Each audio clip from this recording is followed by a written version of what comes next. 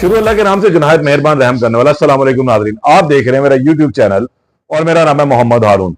गुज़िश्ता कुछ दिनों से मेरे वीडियोस में जो है तसलसल ज़रूर था, लेकिन कुछ ज़्यादा अहम चीज़ों की तरफ मैं तवज्जो नहीं दे रहा था। उसकी बड़ी वजह थी कि कुछ इश्यूज आए हुए थे चैनल में, और अब आज सुबह जो है वो क्लियर हो गए, जिसके बाद अब मैंने ये सोचा दोबारा कि उसी तरह भरपूर तरीके से चीज़ों को जो है वो किया जाए, और साथ ही अल्लाह पाक की रहम और करम हुआ कि दोबारा बड़ी अच्छी खबरें जो है वो आ गई, और बेहतर ये समझा कि फौरी तौर पर आप लोगों से वो शेयर की जाए। गुज़िश्ता महीने एक इंतहाई अफसोसनाक वाकया लाहौर में पेश आया था, किनाल रोड के ऊपर, जहां पर तीफी भट्ट के बहनोई जावेद भट्ट को नामालूम अफराद ने फायरिंग करके कत्ल कर दिया था। उसके बाद लाहौर पुलिस ने कुछ तहकीकात का आगाज किया। CIA organise crime Model Town ने इसकी तफ्तीश की और कुछ लोगों को हिरासत में लिया।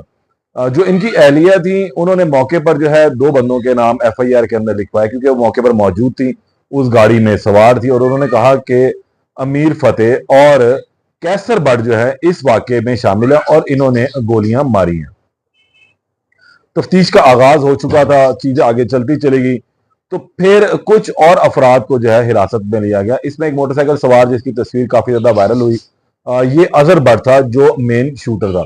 बहरहाल पुलिस ने इसे भी गिरफ्तार कर लिया, इसके साथी अलियास को गिरफ्तार किया, और एक और साथी आरिफ भट्टी वो अभी तक गिरफ्तार नहीं हुआ। इस केस में जो है रोज बरोज बहुत अच्छी डेवलपमेंट्स होती चलेगी, जिसमें अंदाजा हो रहा था कि पुलिस जो है बहुत जल्द इसका जो है वो मंतकी अंजाम केस का कर देगी। लेकिन बीच में कुछ ब्रेक लगी, उसकी बड़ी वजह यह थी कि एक तो आरिफ भट्टी जो है अभी तक पुलिस की गिरफ्त में नहीं आया, क्योंकि जब शूटर गिरफ्तार हुआ अजहर, तो उसने ये बयान दिया कि उसने सब कुछ अमीर मौसब के कहने पर किया। अमीर मौसब के कहने पर उसने कहा कि जी मुझे आरिफ भट्टी ने बुलवाया था और अमीर मौसब जो है इस सारे मामलात में शामिल है। अमीर मौसब जिस वक्त ये वाकया हुआ तो वो बैरून मुल्क था, और उसने कहा कि ये सारी डील करने के बाद वो बैरून मुल्क एक हफ्ता पहले ही चला गया था। बहरहाल अभी तक इस मामले की यहां तक तो छानबीन आके रुक चुकी हुई है, लेकिन दो बड़ी अहम डेवलपमेंट्स जो है वो इस वाकये में हो चुकी हैं, और वो ये है कि आज जो जावेद भट्ट मकतूल की अहलियां हैं, बेवा हैं, उन्होंने जेल में शनाख्त परेड की। पुलिस ने शूटर अजहर और अलियास को गिरफ्तार किया था, इनको फिर अदालत में पेश किया, और उसके बाद इन्हें शनाख्त परेड के लिए जेल भिजवा दिया गया, जहां पर आज शनाख्त परेड हुई। शनाख्त परेड का जो अमल होता है वो बहुत ही अहम होता है, क्योंकि इसका एक तरीका कार होता है। 8 से 10 लोगों को जो है वो खड़ा कर दिया जाता है, और फिर शनाख्त करने वाले को सामने लाया जाता है। उसे कहा जाता है कि ये 8-10 अफराद जो खड़े हैं, इनमें से आप अपना मुल्ज़म जो है वो तलाश करें। फिर जो है मुल्ज़म को तलाश किया जाता है। अगर सही शनाख्त की जाए तो इसका मतलब ये होता है कि जो शनाख्त करने वाला शख्स है वो अपने होशो हवास में है, और होशो हवास में था उस वक्त भी, और उसने दुरुस्त मुल्ज़िम की निशानदेही की है। लेकिन अगर ऐसा ना हो और मुल्ज़िम की शनाख्त ना हो सके, और वो कुछ कशमकश में रहे, तो फिर दोबारा शनाख्त परेड का अमल भी किया जाता है, और सम टाइम जिन लोगों के ऊपर शक किया जा रहा होता है उनको फिर इस मुकदमे से फारिग कर दिया जाता है। लेकिन आज एक बड़ी डेवलपमेंट ये हुई इस सारे मामले में कि जावेद भट्ट मकतूल की जो अहलियां हैं, उन्होंने दोनों को जो है पहचान लिया। 10 के करीब अफराद को जो है आज उनके सामने लाया गया, और कहा गया बारी बारी के जी आप तलाश करें इनमें से कौन सा शख्स है। इनमें से अजहर भट्ट शूटर जो है वो और इसके साथी अलियास भी शामिल थे, तो उन्होंने बआसानी इनकी जो है वो शनाख्त कर ली और कहा कि ये ही दोनों वो शख्स है। लेकिन उनकी इस शनाख्त परेड के अमल के बाद एक और कानूनी सवाल जो है वो पैदा होता है कि इन्होंने मौके पर जो एफआईआर दर्ज करवाई और उसके अंदर जो लिखवाया था कि मौके पर उन्होंने खुद पहचाना है अमीर फतेह और कैसर भट्ट जो है इस मामले में शामिल है, उन्होंने फायरिंग करके इनके खाविंद को कत्ल किया। तो अब इसका कानूनी पहलू जो है थोड़ा सा बदल जरूर जाएगा, लेकिन ये तो कंफर्म हो गया कि अब ये दोनों तो वो शख्स मौजूद हैं ही जिन्होंने मौके के ऊपर फायरिंग की थी।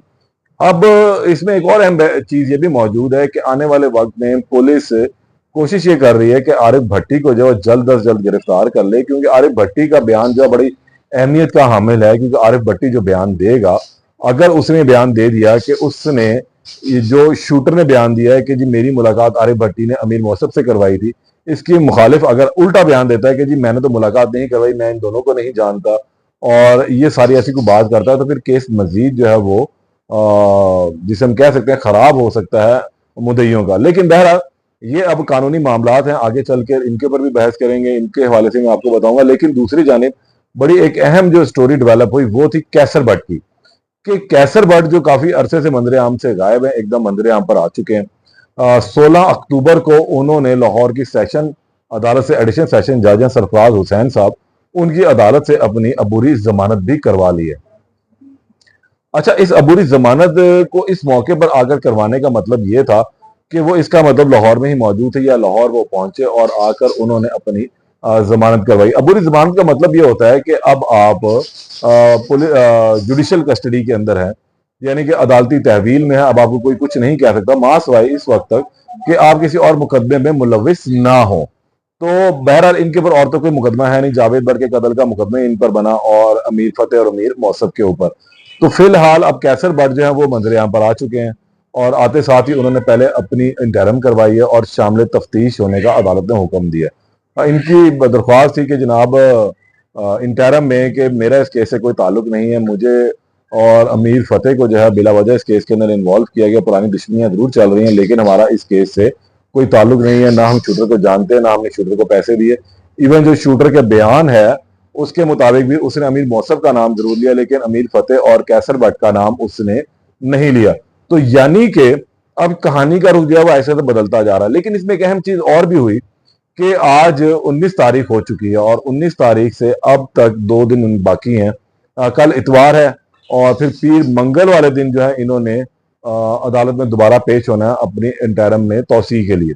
लेकिन ये अभी तक शामिल तफ्तीश नहीं हुए हैं, पुलिस को इन्होंने अपना बयान रिकॉर्ड नहीं करवाया है और जिसकी वजह से जो तफ्तीश का जो अमल है कैसे जावेद भट्ट की कत्ल का वो फिलहाल किसी हद तक अभी सुस्त रवि का शिकार भी है। इसके साथ अगली जो इस हफ्ते जो डेवलपमेंट होने जा रही है वो यही है कि एक तो इस केस का ट्रायल अमीर बराज वाला चल रहा है, दूसरा यहाँ पर अब इनकी इंटरम 22 अक्टूबर तक जो है वो हो चुकी है।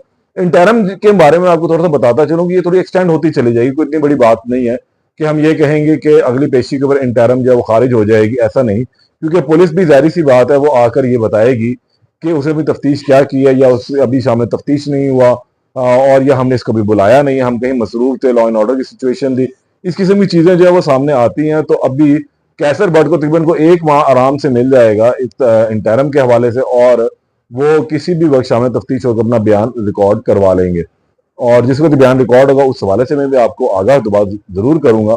लेकिन 2 बड़ी डेवलपमेंट थी जावेद भट्ट के कत्ल में की तफ्तीश के हवाले से कि एक तो शूटर की पहचान उनकी अहलिया ने शनाख्त परेड में कर ली है, दूसरे कैसर भट्ट ने अपनी जो इंटरम है वो करवा ली शामिल तफ्तीश होने के लिए और इस चीज का उन्होंने ये सबूत उन्होंने पहले ही कहा था कि मैं शामिल तफ्तीश होने के लिए तैयार हूं, मीर फतेह तैयार है, हमारा दूर दूर तक इस सारे मामले से कोई ताल्लुक नहीं है। ताहम इसके बावजूद तीफी भट्ट जो है वो मुसर थे कि जनाब ये सारा मामला चल रहा है और इसके अंदर बलाज फैमिली यानी कि अमीर टीपू बलाज फैमिली जो है वो शामिल है। लेकिन अब देखते हैं कि आने वाले दिनों में पुलिस अपनी तफ्तीश क्या करती है और क्या मिसलें और जिम्मियां बनाकर अदालत के अंदर पेश करती है, प्रोसिक्यूशन किस तरीके से इस केस को जो है वो बनाकर अदालत के सामने रखती है। ये तमाम चीजें जो है वो आने वाले दिनों में सामने आएंगी। इसमें मजीद जो अपडेट होगी उससे आपको दोबारा आगाह करूंगा। तब तक के लिए इजाजत दें, अल्लाह ने के बाद।